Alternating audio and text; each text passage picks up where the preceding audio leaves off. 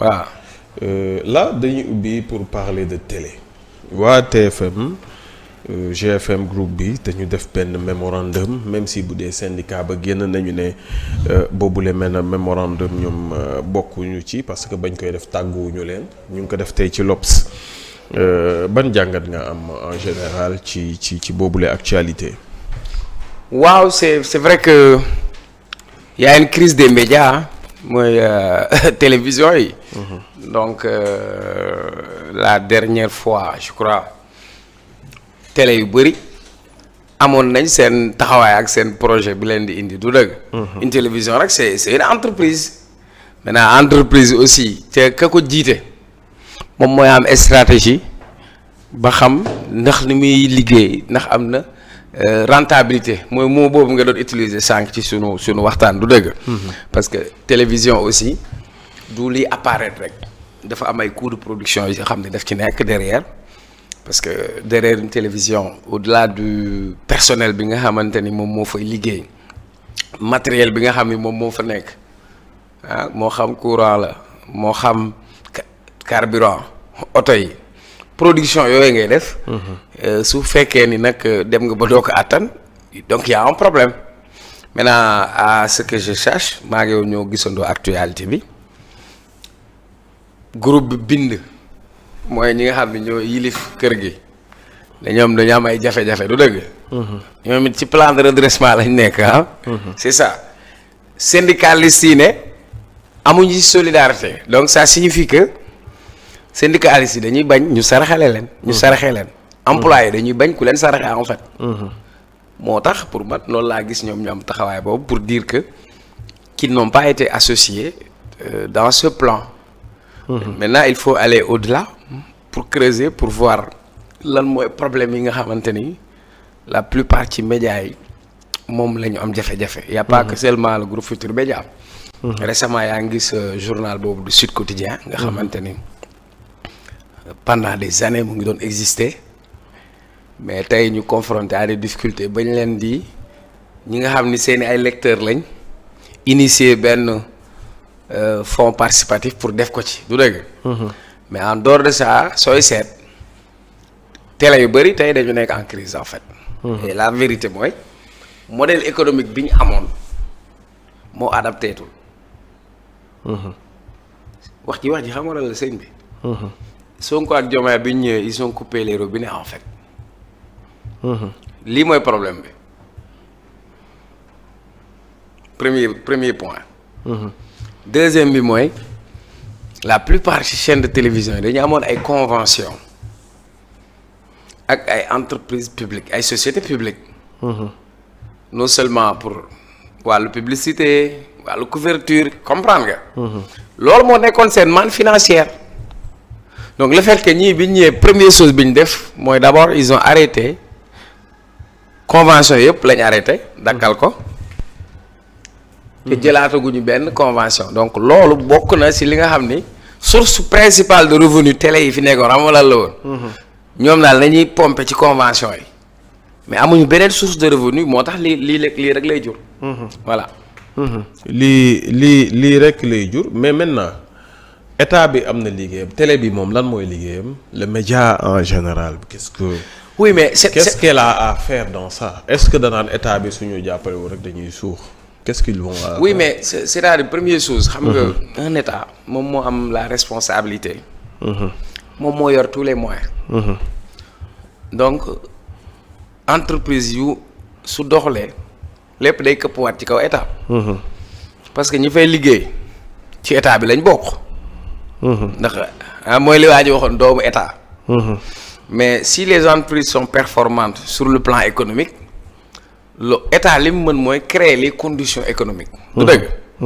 mais tey quand tu es en privé sëñ bi tu es en privé. parce que bénéfice bi ngay am. c'est privé d'abord.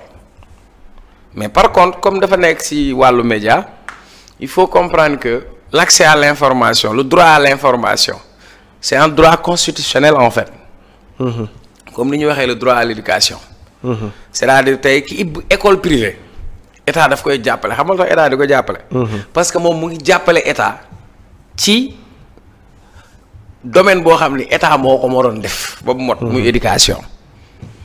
kon soo gisee ñuy wax bu njëkk ba lu ñu doon aide à la presse subvention parce que tout simplement on considère que les médias.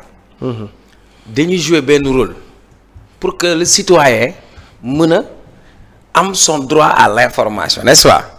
Mais cela n'empêche que c'est des entreprises privées comme les entreprises de BTP, c'est des entreprises privées comme les entreprises de transport ou et cetera. Comprendre nga maintenant jusque modèle économique yi ñu amoon mooy suñ télé yi Youssou Ndour ñëw na ànd na ak Macky xam nga li ma la wax. loolu day ubbi ay buntu quoi. entreprise yu bëri yu ñu doon dem day tax ñu mën a am ay contrat am ay publicité léegi nag yooyu yëpp nag su daggee dafay retombé waat ci télé bi. moo tax nga déggoon Bouba Ndour jooy bi mu ne bi Sonko ne ku ma xeex la. comprenez. parce que aujourd'hui il y a combien d'agences au Sénégal mais ñii bi ñu ñëwee première chose bi ñu def mooy stop. On va arrêter toutes les signatures toutes les conventions. léegi nag source de revenu yooyu su ñëwatulee ñoom dañu am problème. moo tax ma lay wax télé yi seen modèle économique moo des. seen modèle économique moo des. mais est-ce que tu te retrouves dans ce que font wala dans ce qui se fait. au Sénégal côté télévision quoi côté média en général. non yow qu'est-ce qui te manquerait lan nga bëgg loo xam ne amu fii lan parce que man je veux que peut-être analyse bi dépassé Sonko wax na lii Sonko wax na nangam wala nangam mais lan la ñu war a def ci télé loo xam ne defuñu ko fi. waaw c'est ci yow quoi yow. oui mais xam nga Cheikh Omar Talla. waaw mais xam nga d'abord. Je te dis entre nous. Je travaille à la télé. Je regarde rarement la télé. Ou bien même je la regarde même pas. Parce que je me vois pas dedans en fait. D'abord en termes de contenu je donne benn anecdote Ablaye Wade xam nga moom moo fi indi xam nga Ablaye Wade bi mu ñëwee benn chaîne la fekkoon. Ablaye Wade ñëw ñu commencé am RTS 2S. waaw. léegi commande bi soo bësee da ngay dem ba 10 sax te à 10 chaînes ça c'est Wade moo ko fi indi en fait. Ablaye Wade mu dem voyage nee na bi mu demee bitim réew Suisse mu bëgg leen doose nee na moom comme dafa bëri titre nee na waaw moom xam nga laa neen daa bëri titre nee na bi mu jëlee commande bi pour doose gars yi pour bës chaîne Sénégal yi. chaîne bu mu capté ay fecc mbalax. mbalax nee na moom dafa rusoon quoi muy benn. Aujourd'hui, en termes de contenu, on a un réel problème. Moi, je vois surtout culte, médiocrité même. Les séries qu'on nous impose, elles n'ont rien de sénégalais. Je ne les regarde pas, je suis désolé. Dès que dans ce plaidoyer, je ne regarde ni sur YouTube, ni sur une télévision parce qu'elles ne me ressemblent pas. Ça ne m'enrichit pas. Nos télévisions, elles sont faites uniquement taillées sur mesure sur le divertissement. Ouais. Divertissement. C'est le divertissement. Oui, mais Dakar ne dort pas pour aller dans une boîte, regarder des gens danser, ni di sabaru, ni di tëb. Qu'est-ce que ça me rapporte moi? Entre nous. Hein? Mais Bob, ça peut être artistiquement parlant. Oui, mais dina vulgariser métier artistique. Oui, mais non, j'ai dit artistiquement parlant. Mes artistes, je ne les vois pas.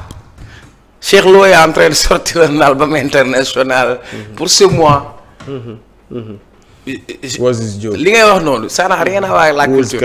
Tu m'as demandé man en termes de contenu. Quand j'étais tout petit, je regardais Babacar Diagne. TGP, très grand reportage qu'il faisait. Donc en termes de contenu, qu'est-ce que nos médias nous proposent? Médias yëpp nduroo ku nekk da ngay wut émission werante bu kenn amee benn programme mu fonctionner ñeneen ñëpp jël ko jël même programme bi imitation la y a pas de contenu.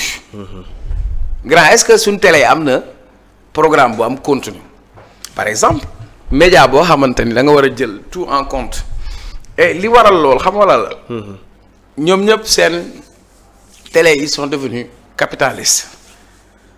maanaam ils n'ont plus cette déglu ma fi bu baax. Ils n'ont plus cette vocation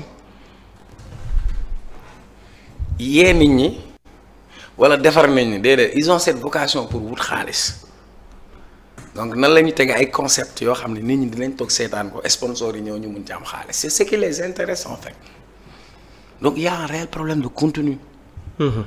Fan yi je travaille avec une grande télévision. 2STV on t'offre là. Oui mais quand je te dis hein viens visiter les locaux de la 2 dama j'étais ébahi en fait. En termes d'espace. Li nekk ay studio ci biir 2 mënu ma ko jeexal mënu ma ko compter. c'est-à-dire foo sànni sa bët muy yam ci studio. Matériel yëpp manqué wul dara boo ci ay moto ay drone grand maanaam tout ce qui se fait de dernière génération de matériel paa bi day dem jënd indi teg. pourtant même 313 noonu la ñuy def ah mën nga wax 313. oui xam nga entre nous quoi. 313 li la Pape Cheikh waxoon. c'est pantre si kaw pantre ci suuf moi je parle de 2STV jàmbaar. li la Pape Cheikh waxoon dëgg la nag de grand dañuy waxtaan dama ne la mais ce que j'ai remarqué. En matière de contenu. Moi j'ai proposé une émission pour aller sur le terrain. Tu sais que dama tawat bi ma defee samay reportage ba pare. grand j'ai fait 3 reportages ci benn jour. parce que télé moyen la laaj. mais da ngay am moyen am lépp mais le contenu suñu télé yi dañu am problème programme ñun bi ñu leen xar da ngay seetaan Génie en herbe. On voulait tous être des aviés wala les gosses qui sortaient de Prytanée militaire au moins ça a simulé quelque chose chez nous quoi. Après à la place de ça qu'est-ce qu'on nous propose. mooy émission yi boobu nu mu tudd bi ñuy ni xale yu ndaw yi ñuy waaye dimbali ma.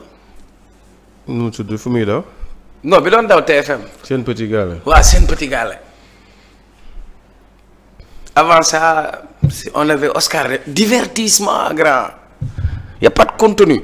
Même tey solo télévision yi. ñoom Oscar moom c'est mon bébé Oscar. oui ça peut être ton bébé xam nga tu m'as posé une question. tu veux qu'on fasse le diagnostic des télévisions sénégalaises. Je vous dis malheureusement moi je travaille à la télé depuis des années je consacre plus mon temps à regarder autre chose. Ça c'est à regarder des documentaires. wala xool loo xam ne man dinaa am lu ma ci capter.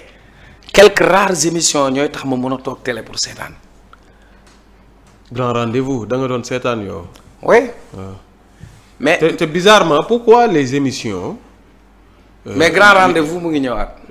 non mais du mës a yegg niveau bi mu yeggoon c'est plus possible parce que dañu ko kase bi mu nekkee ci prime am carrément man nag je sais pas le truc xam naa peut-être bu jour dinañu dalal Alioune Ndiaye pour laaj ko qu'est-ce qui s'est passé mais pourquoi émission yu neex sax yu am njariñ du ñu am long feu.